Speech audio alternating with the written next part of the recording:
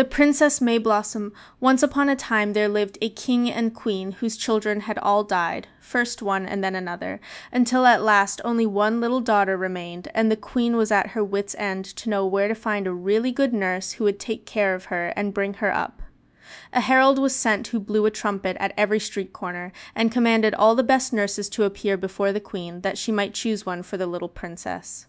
So on the appointed day the whole palace was crowded with nurses, who came from the four corners of the world to offer themselves, until the queen declared that if she was ever to see the half of them, they must be brought out to her, one by one, as she sat in a shady wood near the palace. This was accordingly done, and the nurses, after they had made their curtsy to the king and queen, ranged themselves in a line before her that she might choose. Most of them were fair and fat and charming, but there was one who was dark-skinned and ugly, and spoke a strange language which nobody could understand.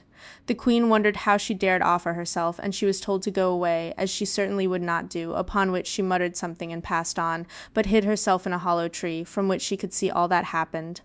The queen, without giving her another thought, chose a pretty rosy-faced nurse, but no sooner was her choice made than a snake, which was hidden in the grass, bit that very nurse on her foot, so that she fell down as if dead. The queen was very much vexed by this accident, but she soon selected another, who was just stepping forward when an eagle flew by and dropped a large tortoise upon her head, which was cracked in pieces like an eggshell. At this the queen was much horrified. Nevertheless, she chose a third time, but with no better fortune, for the nurse, moving quickly, ran into the branch of a tree and blinded herself with a thorn. Then the queen in dismay cried that there must be some malignant influence at work, and that she would choose no more that day, and she had just risen to return to the palace, when she heard peals of malicious laughter behind her, and turning round saw the ugly stranger whom she had dismissed, who was making very merry over the disasters and mocking everyone, but especially the queen. This annoyed her majesty very much, and she was about to order that she should be arrested, when the witch, for she was a witch, with 2 blows from a wand, summoned a chariot of fire drawn by winged dragons, and was whirled off through the air, uttering threats and cries. When the king saw this, he cried, "Alas, now we are ruined indeed, for that was no other than the fairy Carabosse, who has had a grudge against me ever since I was a boy, and put sulphur into her porridge one day for fun." Then the queen began to cry. "If I had only known who it was," she said, "I would have done my best to make friends with her. Now I suppose all is lost." The king was sorry to have frightened her so much, and proposed that they should go and hold a council as to what was best to be done to avert the misfortunes which Carabosse certainly meant to bring upon the little princess. So all the councillors were summoned to the palace, and when they had shut every door and window, and stuffed up every keyhole that they might not be overheard, they talked the affair over, and decided that every fairy for 1,000 leagues round should be invited to the christening of the princess, and that the time of the ceremony should be kept a profound secret, in case the fairy Carabosse should take it into her head to attend it. The queen and her ladies set to work to prepare presents for the fairies who were invited, for each one a blue velvet cloak, a petticoat of apricot sandum, a pair of high-heeled shoes, some sharp needles, and a pair of golden scissors. Of all the fairies the queen knew, only 5 were able to come on the day appointed. But they began immediately to bestow gifts upon the princess. One promised that she should be perfectly beautiful, the second that she should understand anything no matter what, the first time it was explained to her, the third that she should sing like a nightingale, the fourth that she should succeed in everything she undertook, and the fifth was opening her mouth to speak when a tremendous rumbling was heard in the chimney, and Carabosse, all covered with soot, came rolling down, crying, "I say that she shall be the unluckiest of the unlucky until she is 20 years old." Then the queen and all the fairies began to beg and beseech her to think better of it, and not be so unkind to the poor little princess, who had never done her any harm. But the ugly old fairy only grunted and made no answer, so the last fairy, who had not yet given her gift, tried to mend matters by promising the princess a long and happy life after the fatal time was over. At this Carabosse laughed maliciously, and climbed away up the chimney, leaving them all in great consternation, and especially the queen. However, she entertained the fairies splendidly, and gave them beautiful ribbons, of which they are very fond, in addition to the other presents. When they were going away, the oldest fairy said that they were of opinion that it would be best to shut the princess up in some place, with her waiting women, so that she might not see anyone else until she was 20 years old. So the king had a tower built on purpose. It had no windows, so it was lighted with wax candles, and the only way into it was by an underground passage, which had iron doors only 20 feet apart, and guards were posted everywhere. The princess had been named Mayblossom, because she was as fresh and blooming as spring itself, and she grew up tall and beautiful, and everything she did and said was charming. Every time the king and queen came to see her, they were more delighted with her than before, but though she was weary of the tower, and often begged them to take her away from it, they always refused. The princess's nurse, who had never left her, sometimes told her about the world outside the tower, and though the princess had never seen anything for herself, yet she always understood exactly, thanks to the second fairy's gift. Often the king said to the queen, "We were cleverer than Carabosse after all. Our Mayblossom will be happy in spite of her predictions," and the queen laughed until she was tired at the idea of having outwitted the old fairy. They had caused the princess's portrait to be painted and sent to all the neighboring courts, for in 4 days she would have completed her 20th year, and it was time to decide whom she should marry. All the town was rejoicing at the thought of the princess's approaching freedom, and when the news came that King Merlin was sending his ambassador to ask her in marriage for his son, they were still more delighted. The nurse, who kept the princess informed of everything that went forward in the town, did not fail to repeat the news that so nearly concerned her, and gave such a description of the splendor in which the ambassador Fanfaronade would enter the town, that the princess was wild to see the procession for herself. "What an unhappy creature I am," she cried, "to be shut up in this dismal tower, as if I had committed some crime. I have never seen the sun or the stars or a horse or a monkey or a lion, except in pictures, and though the king and queen tell me I am to be set free when I'm 20, I believe they only say it to keep me amused, when they never mean to let me out at all." And then she began to cry, and her nurse and the nurse's daughter and the cradle rocker and the nursery maid, who all loved her dearly, cried too for company, so that nothing could be heard but sobs and sighs. It was a scene of woe. When the princess saw that they all pitied her, she made up her mind to have her own way, so she declared that she would starve herself to death if they did not find some means of letting her see Fanfaronade's grand entry into the town. "If you really love me," she said, "you will manage it somehow or other, and the king and queen need never know anything about it." Then the nurse and all the others cried harder than ever, and said everything they could think of to turn the princess from her idea. But the more they said, the more determined she was, and at last they consented to make a tiny hole in the tower on the side that looked towards the city gates. After scratching and scraping all day and all night, they presently made a hole through which they could, with great difficulty, push a very slender needle, and out of this the princess looked at the daylight for the first time. She was so dazzled and delighted by what she saw that there she stayed, never taking her eyes away from the peephole for a single minute, until presently the ambassador's procession appeared in sight. At the head of it rode Fanfaronade himself upon a white horse, which pranced and caracoled to the sound of the trumpets. Nothing could have been more splendid than the ambassador's attire. His coat was nearly hidden under an embroidery of pearls and diamonds. His boots were solid gold, and from his helmet floated scarlet plumes. At the sight of him the princess lost her wits entirely, and determined that Fanfaronade and nobody else would she marry. "It is quite impossible," she said, "that his master should be half as handsome and delightful. I am not ambitious, and having spent all my life in this tedious tower, anything, even a house in the country, will seem a delightful change. I am sure that bread and water shared with Fanfaronade will please me far better than roast chicken and sweetmeats with anybody else." And so she went on talking, until her waiting women wondered where she got it all from. But when they tried to stop her and represented that her high rank made it perfectly impossible that she should do any such thing, she would not listen, and ordered them to be silent. As soon as the ambassador arrived at the palace, the queen started to fetch her daughter. All the streets were spread with carpets, and the windows were full of ladies who were waiting to see the princess, and carried baskets of flowers and sweetmeats to shower upon her as she passed. They had hardly begun to get the princess ready when a dwarf arrived, mounted upon an elephant.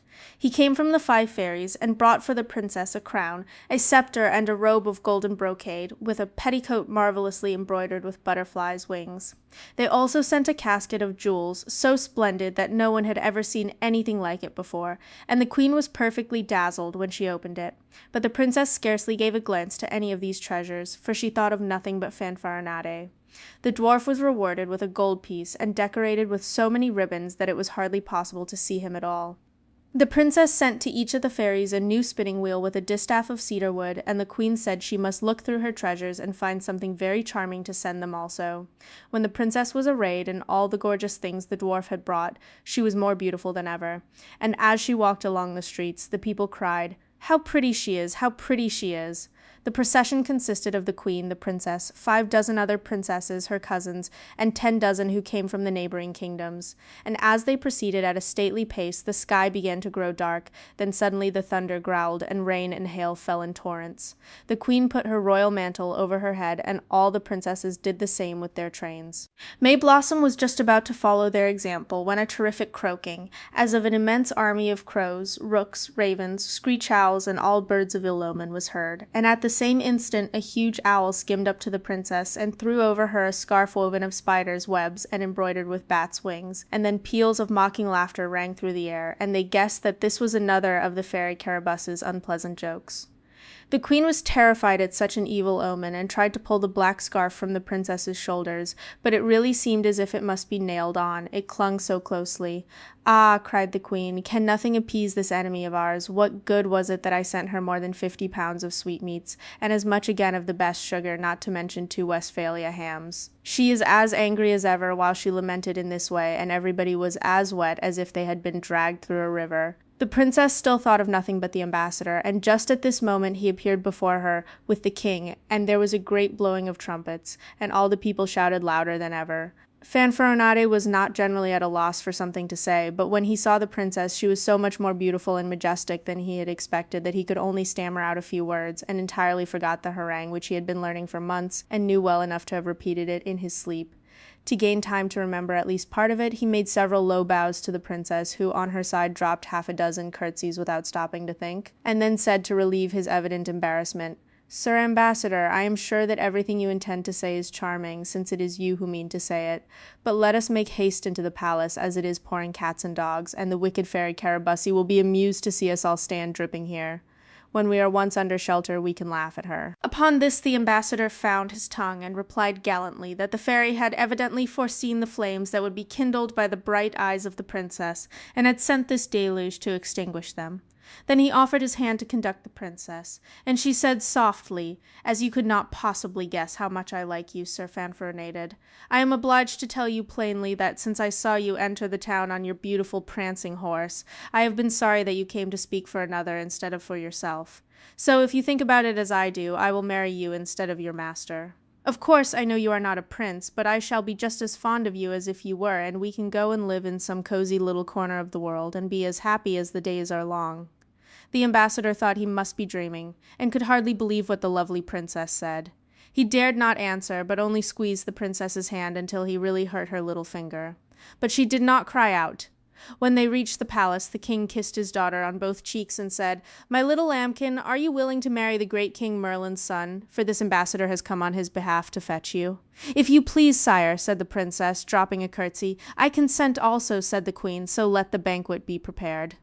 This was done with all speed, and everybody feasted except Mayblossom and Fanfaronade, who looked at one another and forgot everything else. After the banquet came a ball, and after that again a ballet, and at last they were all so tired that everyone fell asleep just where he sat. Only the lovers were as wide awake as mice, and the princess, seeing that there was nothing to fear, said to Fanfaronade, "Let us be quick and run away, for we shall never have a better chance than this." Then she took the king's dagger, which was in a diamond sheath, and the queen's neck-handkerchief, and gave her hand to Fanfaronade, who carried a lantern, and they ran out together into the muddy street and down to the seashore. Here they got into a little boat in which the poor old boatman was sleeping, and when he woke up and saw the lovely princess with all her diamonds and her spider's web scarf, he did not know what to think, and obeyed her instantly when she commanded him to set out. They could see neither moon nor stars, but in the queen's neck-handkerchief there was a carbuncle which glowed like 50 torches. Fanfaronade asked the princess where she would like to go, but she only answered that she did not care where she went as long as he was with her. "But, princess," said he, "I dare not take you back to King Merlin's court. He would think hanging too good for me." "Oh, in that case," she answered, "we had better go to Squirrel Island. It is lonely enough, and too far off for anyone to follow us there." So she ordered the old boatman to steer for Squirrel Island. Meanwhile the day was breaking, and the king and queen and all the courtiers began to wake up and rub their eyes, and think it was time to finish the preparations for the wedding, and the queen asked for her neck-handkerchief, that she might look smart. Then there was a scurrying hither and thither, and a hunting everywhere. They looked into every place, from the wardrobes to the stoves, and the queen herself ran about from the garret to the cellar, but the handkerchief was nowhere to be found. By this time the king had missed his dagger, and the search began all over again. They opened boxes and chests, of which the keys had been lost for 100 years, and found numbers of curious things, but not the dagger. And the king tore his beard, and the queen tore her hair, for the handkerchief and the dagger were the most valuable things in the kingdom. When the king saw that the search was hopeless, he said, "Never mind, let us make haste and get the wedding over before anything else is lost." And then he asked where the princess was. Upon this her nurse came forward and said, "Sire, I have been seeking her these 2 hours, but she is nowhere to be found." This was more than the queen could bear. She gave a shriek of alarm and fainted away, and they had to pour 2 barrels of eau de cologne over her before she recovered. When she came to herself, everybody was looking for the princess in the greatest terror and confusion. But as she did not appear, the king said to his page, "Go and find the ambassador Fanfaronade, who is doubtless asleep in some corner, and tell him the sad news." So the page hunted hither and thither, but Fanfaronade was no more to be found than the princess, the dagger, or the neck handkerchief. Then the king summoned his counselors and his guards, and accompanied by the queen, went into his great hall. As he had not had time to prepare his speech beforehand, the king ordered that silence should be kept for 3 hours, and at the end of that time he spoke as follows. "Listen, great and small, my dear daughter Mayblossom is lost. Whether she has been stolen away or has simply disappeared, I cannot tell. The queen's neck handkerchief and my sword, which are worth their weight in gold, are also missing, and, what is worst of all, the ambassador Fanfaronade is nowhere to be found. I greatly fear that the king, his master, when he receives no tidings from him, will come to seek him among us, and will accuse us of having made mincemeat of him. Perhaps I could bear even that if I had any money, but I assure you that the expenses of the wedding have completely ruined me. Advise me then, my dear subjects, what had I better do to recover my daughter, Fanfaronade, and the other things?" This was the most eloquent speech the king had been known to make, and when everybody had done admiring it, the prime minister made answer, "Sire, we are all very sorry to see you so sorry. We would give everything we value in the world to take away the cause of your sorrow. But this seems to be another of the tricks of the fairy Carabosse. The princess's 20 unlucky years were not quite over, and really, if the truth must be told, I noticed that Fanfaronade and the princess appeared to admire one another greatly. Perhaps this may give some clue to the mystery of their disappearance." Here the queen interrupted him, saying, "Take care what you say, sir. Believe me, the Princess Mayblossom was far too well brought up to think of falling in love with an ambassador." At this the nurse came forward, and falling on her knees, confessed how they had made the little needle hole in the tower, and how the princess had declared when she saw the ambassador that she would marry him and nobody else. Then the queen was very angry, and gave the nurse and the cradle-rocker and the nursery maid such a scolding that they shook in their shoes, but the Admiral Cocked Hat interrupted her, crying, "Let us be off after this good-for-nothing Fanfaronade, for without a doubt he has run away with our princess." Then there was a great clapping of hands, and everybody shouted, "By all means let us be after him." So while some embarked upon the sea, the others ran from kingdom to kingdom, beating drums and blowing trumpets, and wherever a crowd collected they cried, "Whoever wants a beautiful doll, sweetmeats of all kinds, a little pair of scissors, a golden robe, and a satin cap has only to say where Fanfaronade has hidden the Princess Mayblossom." But the answer everywhere was, "You must go farther, we have not seen them." However, those who went by sea were more fortunate, for after sailing about for some time they noticed a light before them, which burned at night like a great fire. At first they dared not go near it, not knowing what it might be, but by and by it remained stationary over Squirrel Island. For, as you have guessed already, the light was the glowing of the carbuncle. The princess and Fanfaronade, on landing upon the island, had given the boatman 100 gold pieces, and made him promise solemnly to tell no one where he had taken them. But the first thing that happened was that, as he rowed away, he got into the midst of the fleet, and before he could escape the admiral had seen him and sent a boat after him. When he was searched, they found the gold pieces in his pocket, and as they were quite new coins, struck in honor of the princess's wedding, the admiral felt certain that the boatman must have been paid by the princess to aid her in her flight. But he would not answer any questions, and pretended to be deaf and dumb. Then the admiral said, "Oh, deaf and dumb is he? Lash him to the mast, and give him a taste of the cat. Oh, 9 tails. I don't know anything better than that for curing the deaf and dumb." And when the old boatman saw that he was in earnest, he told all he knew about the cavalier, and the lady whom he had landed upon Squirrel Island, and the admiral knew it must be the princess and Fanfaronade. So he gave the order for the fleet to surround the island. Meanwhile, the Princess Mayblossom, who was by this time terribly sleepy, had found a grassy bank in the shade, and throwing herself down had already fallen into a profound slumber, when Fanfaronade, who happened to be hungry and not sleepy, came and woke her up, saying very crossly, "Pray, madam, how long do you mean to stay here? I see nothing to eat, and though you may be very charming, the sight of you does not prevent me from famishing." "What, Fanfaronade," said the princess, sitting up and rubbing her eyes.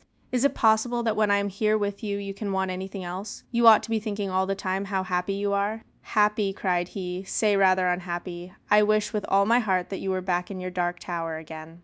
"Darling, don't be cross," said the princess. "I will go and see if I can find some wild fruit for you." "I wish you might find a wolf to eat you up," growled Fanfaronade. The princess, in great dismay, ran hither and thither all about the wood, tearing her dress, and hurting her pretty white hands with the thorns and brambles, but she could find nothing good to eat, and at last she had to go back sorrowfully to Fanfaronade. When he saw that she came empty-handed, he got up and left her, grumbling to himself. The next day they searched again, but with no better success. "Alas," said the princess, "if only I could find something for you to eat, I should not mind being hungry myself." "No, I should not mind that either," answered Fanfaronade. "Is it possible," said she, "that you would not care if I died of hunger?" "Oh, Fanfaronade, you said you loved me." "That was when we were in quite another place and I was not hungry," said he. "It makes a great difference in one's ideas to be dying of hunger and thirst on a desert island."